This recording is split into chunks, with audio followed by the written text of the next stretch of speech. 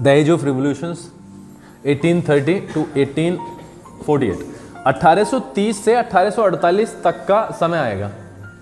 और ये है एक ऐसा समय जो रिवॉल्यूशन का था, यानी क्रांतियों का था।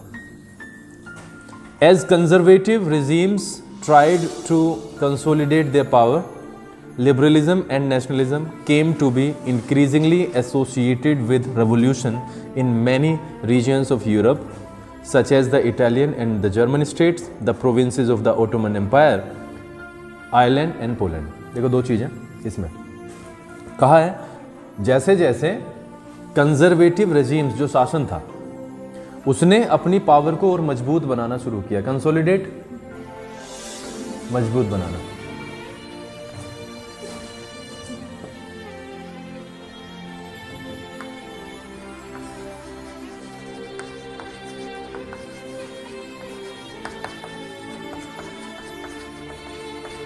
मजबूत बनाना। जैसे जैसे कंजर्वेटिव रिजीम्स मजबूत होती गई, उन्होंने अपनी शक्ति को और ज़्यादा शक्तिशाली बनाने का पूरा प्रोसेस तैयार कर लिया। लिबरलिज्म और जो नेशनलिज्म दोनों अलग अलग हैं। लिबरलिज्म उदारवाद होता है और नेशनलिज्म राष्ट्रवाद, दोनों को इंक्रीजिंगली मतलब बड़े पैमाने पर एसोसिएट यानी मिल गए। एसोसिएट का मतलब होता है मिलना। तो इन दोनों को एक ही रूप में देखा जाने लगा, यानी लिबरलिज्म और नेशनलिज्म दोनों एक ही चीज है। लोगों को अब ये लगने लगा क्योंकि लिबरल लोग तो चाहते ही थे कि कंजर्वेटिव्स जो लोग हैं, कंजर्वेटिव्स जो हैं वो शासन में ना आए। लिबरल क्या चाहते थे? वो चाहते थे कि सरकार बने कंसेंट की। कंजर्वेटिव मोनार्किकल सिस्टम पे बिलीव करते थे। तो राष्ट्रवाद तो कहता ही संदेश क्या देता है? राष्ट्रवाद संदेश देता है जनता की सरकार का। तो लिबरलिज्म और नेशनलिज्म दोनों के दोनों एक ही तरीके से देखे जाने लगे, यानी सिनोनिम की तरह, यानी पर्यायवाची। कहां पे? In many regions of Europe, Europe के बहुत सारे इलाकों में, such as the Italian and German states, the provinces of the Ottoman Empire. Ottoman Empire का कुछ प्रोविंसेस, सूबे बोलते हैं प्रोविंसेस को वैसे तो, है ना, छोटे छोटे से प्रदेश। Ireland and Poland. These revolutions were led by the liberal nationalists belonging to the educated middle class elite, among whom were professors, school teachers, clerks, and members of the commercial middle classes. These revolutions were led by, lead का मतलब होता है नेतृत्व करना, यहाँ पे passive voice है। तो इन रेवोल्यूशंस का जो नेतृत्व किया जा रहा था, लीडरशिप की जा रही थी, वो किसके द्वारा की जा रही थी? लिबरल नेशनलिस्ट के द्वारा। और ये किससे बिलोंग करते थे? अगर मैं बिलोंगिंग को यहां से रिमूव करके लगा दूं, फुल स्टॉप इससे पहले लगा के, दे बिलोंग टू, तो ये दो अलग अलग सिंपल सेंटेंसेस बन जाएंगे। दे बिलोंग टू या belonging to the educated middle class elite. Elite का मतलब क्या? बोलो।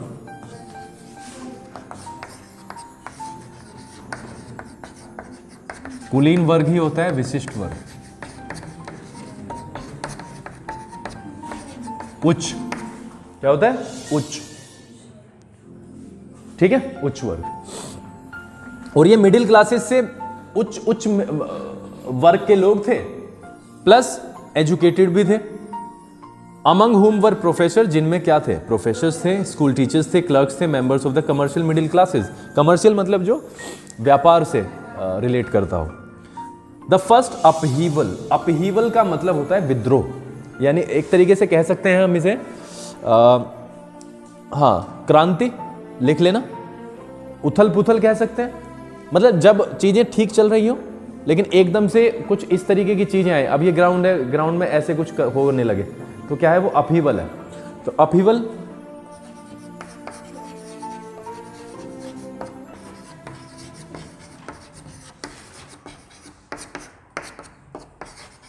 क्रांति। Took place in France in जुलाई 1830, 1830 में पहली बार इस तरीके का अपहीवल देखा गया। The Bourbon kings who had been restored to power, पिछले वाले पार्ट में हमने पढ़ा बोर्बन पहले उखाड़ फेंका गया था, फिर से उसे रिस्टोर किया गया, ठीक है। लेकिन अभी जो रिस्टोर जो उसे किया गया था बोर्बन डायनेस्टी को, during the conservative reactions after 1815 1815 के बाद में उनको दोबारा से कहां पे लाया गया, सत्ता में लाया गया, were now overthrown by liberal revolutionaries, उनको दोबारा से लिबरल रिवोल्यूशनरीज ने उखाड़ फेंक दिया। Who installed a constitutional monarchy with Louis Philippe at its head, जिन्होंने दोबारा से एक कॉन्स्टिट्यूशनल मोनार्की स्थापित की, कॉन्स्टिट्यूशनल या संवैधानिक, और हेड किसे बनाया, लुइस फिलिप को, लुइस फिलिप को उसका क्या बनाया, हेड बनाया गया। When France sneezes Metternich once remark the rest of Europe catches fire, और यहां पे इसका ये मतलब है कहावत का, अभी बताता हूं, the July revolution sparked an uprising in Brussels which led to Belgium breaking away from the United Kingdoms of the Netherland. एक वर्ड आया अपराइजिंग, अपराइजिंग का मतलब भी क्या होता है, क्रांति से ही होता है विद्रोह, जिसे हम बोलते हैं बगावत। एक बार मैटरनिक ने बोला था कि जब यहां पे स्नीज का तो मतलब सबको पता है छींकना होता है, और जब हम छींकते हैं तो जैसे ये वायरस ही तो होता है, तो दूसरे लोग भी इसे पकड़ सकते हैं। तो इसने कहा था कि जब फ्रांस छींकता है तो सारे के सारे यूरोप पे उसका असर पड़ता है, यानी उनको भी कोल्ड हो जाता है। इसका ये मतलब है अगर फ्रांस में कुछ भी होगा तो पूरे के पूरे यूरोप पे उसका असर होगा। The July revolution sparked and, spark का मतलब होता है शुरू करना, spark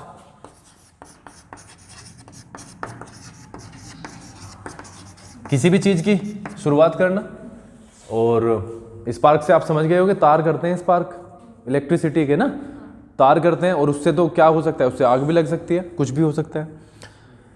the July revolution sparked an uprising in Brussels which led to Belgium, और ये जो क्रांति थी कहां से स्टार्ट हो गई, जुलाई रेवोल्यूशन हाँ वहां से शुरू हुई ब्रुसेल्स में, और इसका नतीजा ये हुआ कि बेल्जियम जो था वो अलग हो गया, ब्रेक अवे, टूट गया, किससे, United kingdom of the Netherlands. यहां पे ये जो पैराग्राफ आया है ये बिल्कुल ही यहां से अलग आया, ये ग्रीस का एग्जांपल आया है, पूरे ही पैराग्राफ में ग्रीस के बारे में बताया गया है। तो हमने पिछले जो 2 पेज पढ़े हैं उससे कोई कनेक्शन नहीं है, आगे जो पढ़ेंगे शायद उससे भी नहीं होगा, तो इसको आप ऐसे डिस्टर्बेंस ना लें, सिर्फ एक एग्जाम्पल के तौर पर पढ़ें, ठीक है, क्योंकि ये कनेक्ट नहीं हो पाएगा कई बच्चों पे। An event that mobilised nationalist feelings among the educated elite across Europe was the Greek war of independence. इस मोबिलाइज को आप ढंग से जरा याद कर लो, युद्ध की तैयारी करना। वैसे तो तैयारी करना होता है, लेकिन यहां पे स्पेशली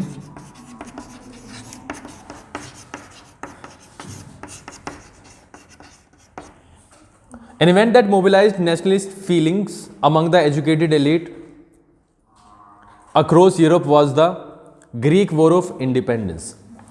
एक ऐसा इवेंट जिसने एक तरीके से तैयार की पूरी की पूरी कहूँगा सेंटिमेंट्स, लोगों के मनोभाव, नेशनलिस्ट फीलिंग्स आई हैं अमंग द एजुकेटेड एलीट, किसके बीच में, जो पढ़े लिखे एलीट थे उनके बीच में, अक्रॉस यूरोप, पूरे यूरोप में, was the Greek war of independence. वो एक एग्जाम्पल था, और एग्जाम्पल क्या लिया उन्होंने, ग्रीक वॉर हुआ था इंडिपेंडेंस के लिए। Greece had been part of the Ottoman Empire since the 15th century. 15वीं शताब्दी से ही ग्रीस जो देश है वो ओटोमन एम्पायर का, ओटोमन यानी कि तुर्की साम्राज्य होगा ये, उसका ये हिस्सा रहा था। The growth of revolutionary nationalism in Europe sparked of A struggle for independence amongst the Greeks which began in 1821। The growth of revolutionary nationalism in Europe, जो ग्रोथ थी, जो उन्नति हुई, यानी कि जो बढ़ना हुआ किसी भी चीज़ का ग्रोथ होता है, और क्या था, रिवोल्यूशनरी नेशनलिज्म, यानी क्रांतिकारियों का जो राष्ट्रवाद था वो उसकी बढ़ोतरी हुई कहाँ पे, यूरोप में।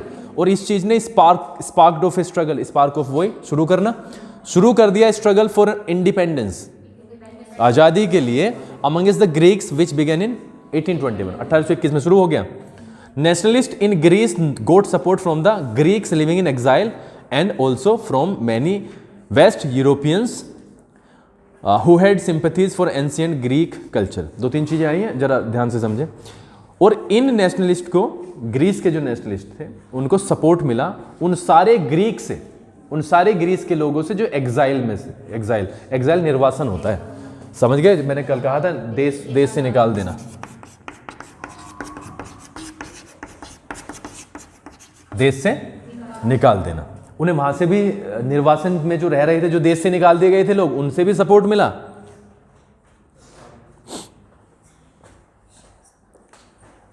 और many West Europeans who had sympathies for ancient Greek culture, और बहुत सारे ऐसे लोगों से भी जो वेस्ट यूरोप के थे और जो प्राचीन जो ग्रीस का कल्चर होता था उसके लिए उनकी सहानुभूति थी, उससे वो प्रेम करते थे, प्यार करते थे। क्योंकि वो तो जब आप किसी पे कब्जा करते हो तो उसकी कल्चर सबसे पहले तोड़ देते हो, उसकी परंपराएं सबसे पहले ध्वस्त हो जाती हैं। तो जो लोग उससे प्यार करते थे उस कल्चर से, उन्हें भी उनका सपोर्ट मिला, उन रिवोल्यूशनरीज को। Poets and artist lauded Greece as the cradle of European civilization and mobilized public opinion to support its struggle against a Muslim empire. Poets and artists का रोल बहुत बड़ा होता है किसी भी चीज में, देश को बनाने में। पोएट्स और आर्टिस्ट बहुत बड़ा क्या करते हैं, बहुत बड़ा योगदान करते हैं। और यहाँ पे एक वर्ड आया है लाउड, इसका मतलब होता है गुणगान करना, बड़ी आवाज में, ऊंची आवाज में कहना, भजन करना भी हो सकता है कई बार। Greece as the cradle of European civilisation and mobilised public. ये क्रेडल जो होता है ना, आपने छोटे बच्चे का वो देखा है क्या, वो पालना सा होता है, झूला, समझ गए? पालना। पोएट्स और आर्टिसंस ने ग्रीस को किस रूप में पेश किया? एक क्रेडल के रूप में। क्रेडल इस झूला के रूप में, झूला में तो सुरक्षित रहता है। क्रेडल ऑफ यूरोपियन सिविलाइजेशन की ये क्रेडल है किसका? यूरोपियन सिविलाइजेशन का। एंड मोबिलाइज पब्लिक ओपिनियन, और इकट्ठा किया या तैयार किया पब्लिक का opinion to support its struggle against a Muslim empire. क्या करने के लिए? मुस्लिम एम्पायर के खिलाफ सपोर्ट हासिल कर लिया उन्होंने। The English poet Lord Byron organized funds, जो इंग्लिश पोएट थे लॉर्ड बायरन, जिनका नाम, उन्होंने फंड इकट्ठा किया, यानी पैसे इकट्ठे किए। And later went to fight in the war, और बाद में युद्ध की तैयारी करने लगे और युद्ध में चले गए लड़ने के लिए। Where he died of fever, जहां पर उनकी बुखार से मृत्यु हुई इन 1824, 1824 में। फाइनली द ट्रीटी ऑफ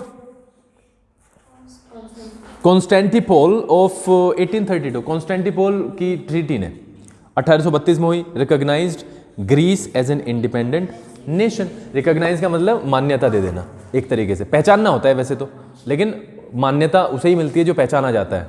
तो उसे ग्रीस को जो है ना, वो क्या घोषित किया? इंडिपेंडेंस नेशन घोषित, इंडिपेंडेंट नेशन घोषित कर दिया।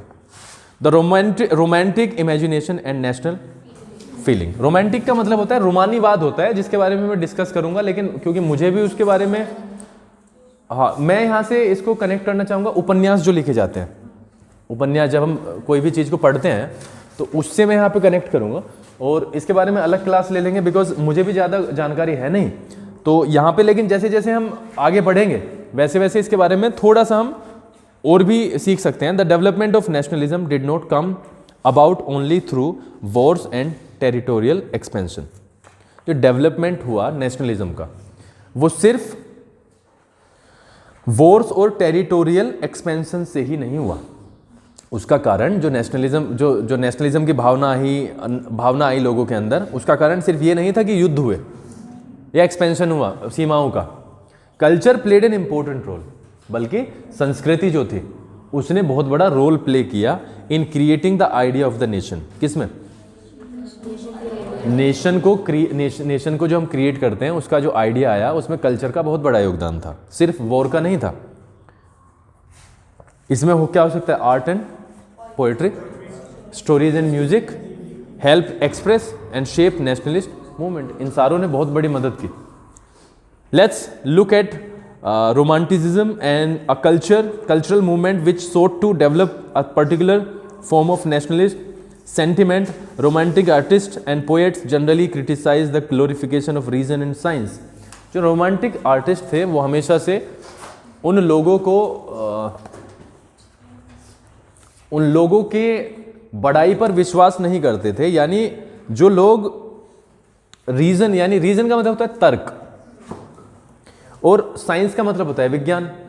तो जो लोग सिर्फ तर्क और ज्ञान विज्ञान की बहुत बड़ी बड़ी बातें करते थे, तो इन पोएट्स का यह मानना था कि सब कुछ इन्होंने ही नहीं किया है। जो हमारी लेखनी होती है, जो हमारा लिखना होता है, उसका भी बहुत बड़ा पार्ट हो सकता है किसी भी नेशन की बिल्डिंग में। And focused instead on emotions, तो तर्क और साइंस पे फोकस करने की बजाय उन्होंने कहां पे किया? इंस्टेड ऑफ इमोशंस, लोगों का जो इमोशंस होते हैं, यानी भाव होते हैं, भावुकता। इंट्यूशन, इंट्यूशन भी एक वर्ड आया है। इंट्यूशन का मतलब होता है बच्चों अनुभव, अंतर्ज्ञान। इंट्यूशन अंतर्ज्ञान।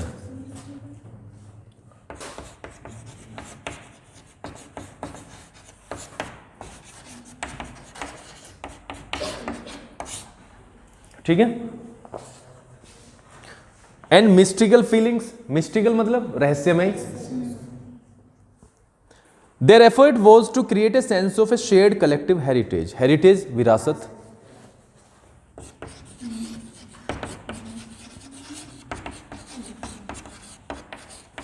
उनका जो लक्ष्य था, उनका जो प्रयास था, वो एक ऐसा सेंस क्रिएट करने का था जिसमें लोग साझा विरासत को महसूस करें कि जो देश है हमारा, ये जो विरासत है हम सभी की है। अ कॉमन कल्चरल पास्ट, एक ऐसा अतीत हमने जिया जो कॉमन था, जो सभी का था, as the basis of nation. और इसको उन्होंने क्या बनाया? आधार बनाया, एक राष्ट्र का आधार बनाया। साझा जब आप यूज करते हो कॉमन, तो उससे सारी चीजें, सारी तो नहीं लेकिन बहुत सारी चीजें सरल हो जाती हैं। Other romantics such as the German philosopher John Gottfried Herder 1744 से कब तक रहे? 1803 तक। Claimed that true German culture was to be discovered among the common people. इनका मानना था, जॉन गोटफ्रीड हर्डर का, उन्होंने दावा किया कि German culture was to be discovered, हमें जर्मन कल्चर की खोज करनी पड़ेगी। किसके अंदर? कॉमन पीपल के अंदर, यानी उसकी एक जोश जगाना पड़ेगा लोगों के अंदर।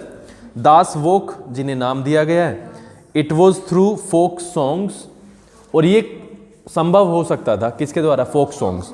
फोक का मतलब होता है गीत से भी प्रेरित है और जनता से भी होता है, जनता कह सकते हैं, और ये हो सकता है लोकगीत। Folks, folk poetry and folk dances that the true spirit of the nation was popularized। ठीक है, ये कुछ चीजें ऐसी हो सकती हैं जिसमें नेशन की सच्ची स्पिरिट को क्या किया जा सकता है? पॉपुलराइज्ड किया जा सकता है। पॉपुलराइज मतलब प्रसिद्धि हासिल करवाई जा सकती है लोगों के अंदर, इस भाव को अगर हम दे दें।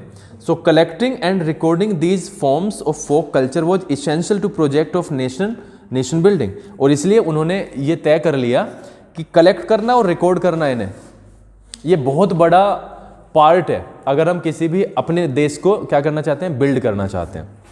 The emphasis on vernacular language, vernacular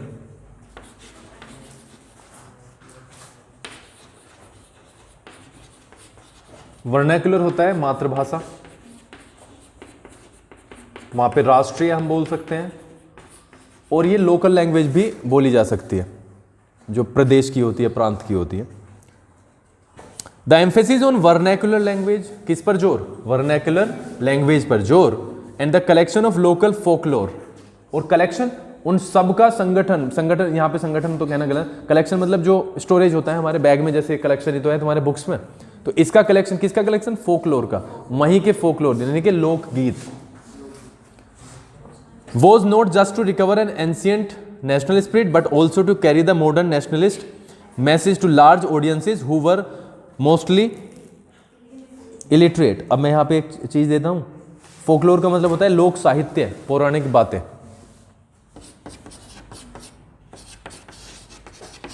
लोक साहित्य या पौराणिक का मतलब प्राचीन, पौराणिक बातें।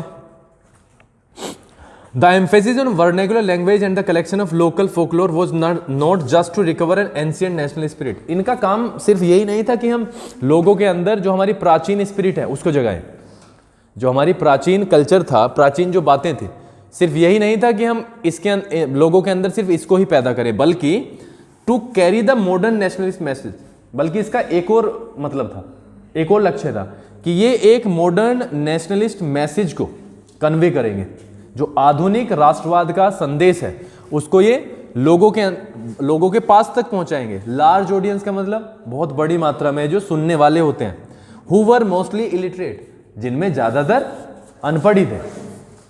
This was specially so in the case of Poland, और ये पोलैंड के केस में था, which had been partition at the end of 18th century, जिसका पार्टीशन, जिसको तोड़ दिया गया था at the end of 18th century, 18वीं शताब्दी के अंत में, by the great powers Russia, Prussia and Austria, इन तीनों के द्वारा तोड़ा गया।